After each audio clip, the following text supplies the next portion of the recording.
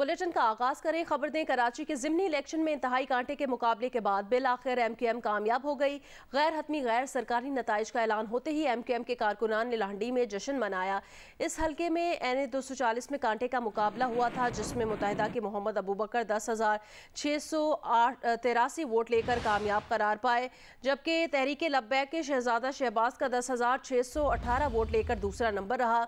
आखिरी चंद घंटों में चंद वोटों के फर्क से भी MQM के उम्मीदवार का पहला नंबर रहा तो कभी TLP बाजी लेती नजर आई, मगर बिलाखिर नताइज MQM के हक में निकले। MQM के उम्मीदवार 65 वोटों की बरतरी से पाते रहे। महाजिर कौमी मूवमेंट के उम्मीदवार का तीसरा नंबर रहा, पीपल्स पार्टी का चौथा और मुस्तफ़ा कमाल की पाक सरजमीन पार्टी का 5वां नंबर रहा। सूबाई इलेक्शन कमिश्नर एजाज अहमद चौहान का कहना था पोलिंग का टर्न आउट 8.38% रहा।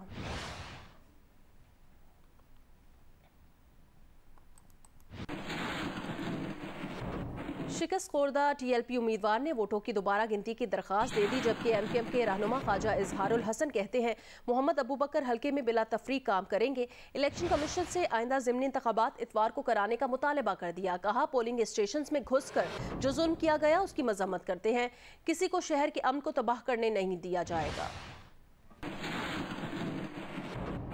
जिन पार्टियों की शिकस्त हुई है अबू बकर भाई उनके भी MNA और इस पूरे हल्के के MNA और इंशाअल्लाह वो बिला तफरीक अपनी खिदमत जारी रखेंगे। इलेक्शन कमीशन से कराची में होने वाले अगले तमाम ज़िमनी इंतखाबात को अपनी जमात की जानिब से हम इतवार को ज़िमनी इंतखाबात कराने का मुतालबा करें। मौसम से मुतालिक अपडेट करें। गुज़श्ता 24 घंटों के दौरान मुल्क के कई इलाकों में गरज चमक के साथ बारिश हुई है।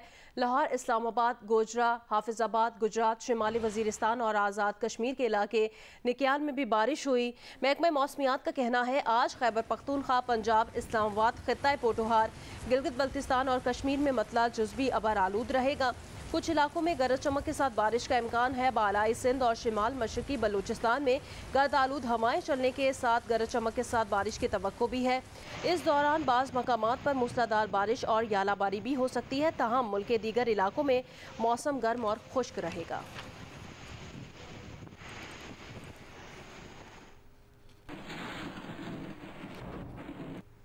लाहौर में सुबह सवेरे बारिश के बाद गर्मी की शिद्दत में कमी आ गई है। बरसती बारिश से सब्जा खिल उठा है और हर मंजर धुलकर हसीन हो गया है।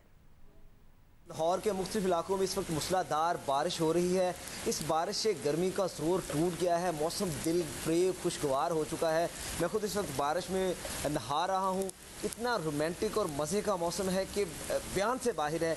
इस मौसम को सिर्फ वही इंजॉय कर सकता है जो इस वक्त बारिश में मौजूद है और इस बारिश की मीठी मीठी बूंदें उसके ऊपर पड़ रही हैं और वो इनको इंजॉय कर रहा है। महकमा मौसमियात के मुताबिक बारिश का ये सिलसिला आइंदा 24 घंटों तक जारी रहेगा। लाहौर के मुख्तलिफ हिस्सों में बारिश है। वासा के एहलकार जो हैं जहाँ पर पानी जमा होता है वहाँ पर पहुँच चुके हैं और पानी निकालने का अमल भी जारी है। तो मजमूई तौर पर बात करें तो लोगों के लिए बारिश का पानी जमा होने से ज़्यादा इस बात की खुशी है कि जो गुज़श्ता एक माह से लाहौर में शदीद तरीन गर्मी पड़ रही थी, हवस थी, गर्मी थी, उसका जोर टूटा है और लाहौरियों के चेहरे खिल उठे हैं।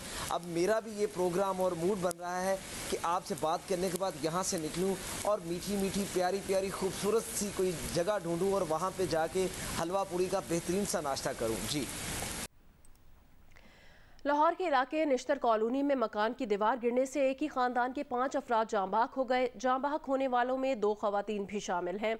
पुलिस के मुताबिक 52 साला शबीर अहमद अपने अहले खाना के हमरा छत पर सो रहा था कि हमसाए की दीवार तेज़ आंधी से उन पर आ गिरी, जिसके बायस 6 अफराद मलबे तले दब गए। रेस्क्यू टीम ने मलबा हटाया तो 2 खवातीन समेत 3 अफराद जाँ बहक हो चुके थे। जख्मियों को अस्पताल मुंतकिल किया जा रहा था। 2 जख्मी भी दम तोड़ गए। 16 साला बिलाल अस्पताल में ताहाल जेर इलाज है। जहां बहक खवातीन में आमना और मुसरत बीबी, नफेल अहमद, शर्जील और शबीर अहमद शामिल हैं।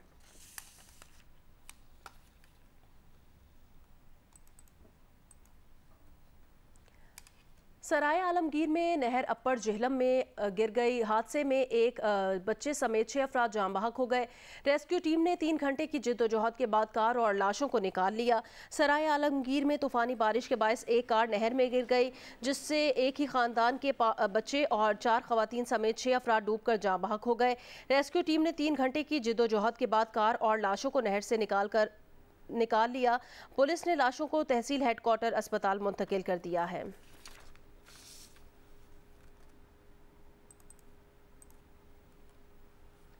मुल्तान में भी बारिश का सिलसिला शुरू हो गया है। अपडेट करेंगी मैमूना सईद। जो मुल्तान में आज सुबह के वक्त कम से कम दर्जा हरारत 31 डिग्री सेंटीग्रेड रिकॉर्ड किया गया, जबकि ज़्यादा से ज़्यादा दिन में दर्जा हरारत 41 डिग्री सेंटीग्रेड रहने का इम्कान है। और महकमा मौसमियात का ये कहना है कि दोपहर में जब दर्जा हरारत 41 डिग्री सेंटीग्रेड होगा तो दर्जा हरारत की जो शिद्दत महसूस की जा सकेगी वो तकरीबन 47 से 48 डिग्री सेंटीग्रेड के दरमियान होगी। गुज़िश्ता हफ्ते जो फर्स्ट स्पेल में बारिशों का आगाज़ हुआ, अपर पंजाब में तो बारिशें हुई लेकिन मुल्तान में कोई बारिश नहीं हुई है। लेकिन अब मुल्तान समेत जनूबी पंजाब के शहरियों के लिए ये महकमा मौसमियात ने अच्छी खबर सुनाई है कि हफ्ते और एतवार को मुल्तान में भी बारिश का इम्कान है। और मुल्तान का भी जो मौसम है बारिश के बाद वो दर्जा हरारत जो है वो कम होगा और मौसम कदरे बेहतर होगा और मुल्तान के शहरी भी जो है वो कम गर्मी की वजह से जो है मौसम को एंजॉय कर सकेंगे। जी, सरगोदा में शदीद गर्मी के बायस मेदे और पेट की बीमारियों में इजाफा हो रहा है। डॉक्टर्स ने गर्मी में एहतियाती तदाबीर इख्तियार करने की ज़रूरत पर जोर दिया है। मज़ीद बताएंगे नुमाइंदा जियो न्यूज़ मलिक मोहम्मद असगर। जी, सरगोदा शहर और गिरदोनवा के इलाकों में मुज़र सेहत पानी के इस्तेमाल और शदीद गर्मी की वजह से गैस्ट्रो, हैज़ा और पेट की बीमारियों में इजाफा होता चला जा रहा है। महकमा सेहत के ज़राए ने हमें बताया है कि सिर्फ DHQ टीचिंग अस्पताल में 24 घंटे के दौरान अगर 1200 पेशेंट तिब्बी इमदाद के लिए आए हैं तो उनमें 400 ऐसे पेशेंट हैं जो मुख्तलिफ नौइयत की पेट की बीमारियों में मुब्तला हैं।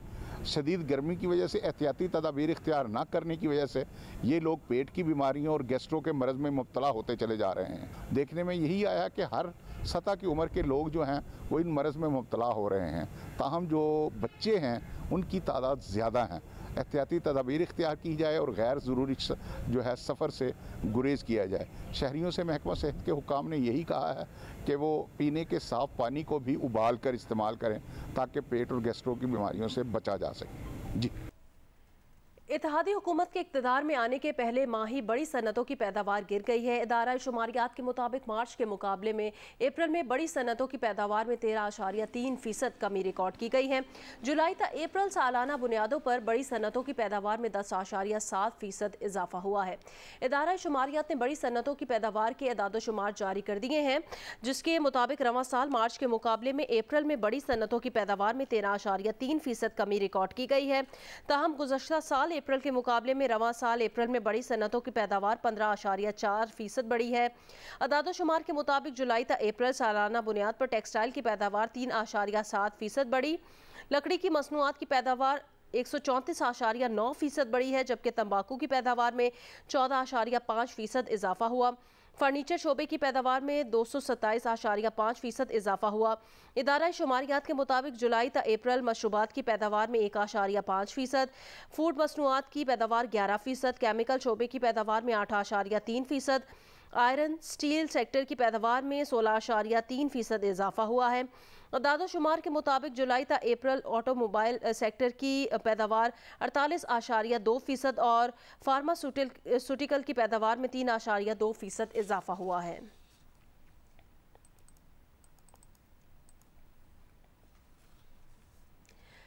नए फाइनेंस बिल में नॉन फाइलर्स के गिर्द घेरा तंग करने का फैसला किया गया है। FBR को गोशवारे जमा न कराने वालों की बुनियादी सहूलियात मुनक़ता करने के इख्तियारात भी मिल गए हैं। टैक्स गोशवारे फाइल न करने वाले अब बुनियादी सहूलियात से महरूम हो जाएंगे। बिजली, गैस कनेक्शन और मोबाइल फ़ोन सिम बंद हो जाएगी। नए फाइनेंस बिल में नॉन फाइलर्स की बुनियादी सहूलियात मुनक़ता करने का इख्तियार मिलने पर FBR ने गोशवारे जमा न कराने वालों के खिलाफ घेरा तंग करने का फैसला कर लिया है। सेनेट की कायमा कमेटी खजाना ने भी तजवीज़ की हिमायत कर दी है। फारूक नायक ने प्लॉट के फर्जी किराए पर इनकम टैक्स को बिला जवाज़ करार दिया। कमेटी ने इस शिक को फाइनेंस बिल 2022 से निकालने की मुतफ़िका सिफारिश कर दी। अरकान ने बजट में चीनी शहरियों की हिफाजत के नाम पर बुलेट प्रूफ गाड़ियों की ड्यूटी फ्री दरामद की तजवीज़ पर भी सवालात उठा दिए हैं। वज़ीर ख़जाना मिफ्ता इस्माइल की इजलास में अदम शिरकत पर अरकान ने बरहमी का इजहार भी किया।